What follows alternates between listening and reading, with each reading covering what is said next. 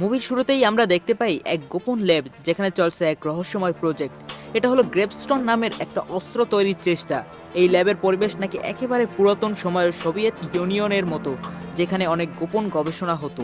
এরপরেই scene change হয় আর সেখানে কিছু ঊর্ধ্বতন কর্মকর্তা সহ ভ্যালেন্টিনাকে মিটিংয়ে দেখা যায়।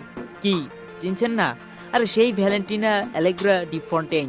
ভ্যালেন্টিনা এমসিইউতে the falcon and the winter সোলজারে দেখা গিয়েছিল প্রথম, আর সেখানেই তারা নতুন এক টিম গঠনের কথা বলছে। এরপরেই একে একে প্রথমেই তারা ইউলিনা ভেলোভার কাছে যায়। এই ইউলিনা ভেলোভা প্রথম দেখা গেছিল ব্ল্যাক উইডো মুভিতে, তারপর হকাই সিরিজে।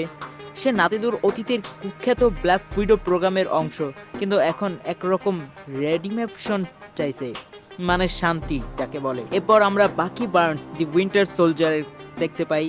হ্যাঁ, আমাদের সব থেকে পুরনো অ্যাভেঞ্জার্সদের মধ্যে এই বাকি বার্নসকেই আমরা পাই। একে তো আমরা এমসিইউতে বহু আগেই দেখেছি, Captain America the First Avenger থেকে শুরু করে, তারপর the Winter Soldier, Infinity War, Endgame, Falcon the winter Soldier সিরিজে। সে হচ্ছে এক সময়ের হাইড্রার ব্রেইন ওয়াশ হিটম্যান, এখন নিজের অতীত ঠিক করতে চায়। এরপর আমরা দেখতে পারি জন ওয়াকার।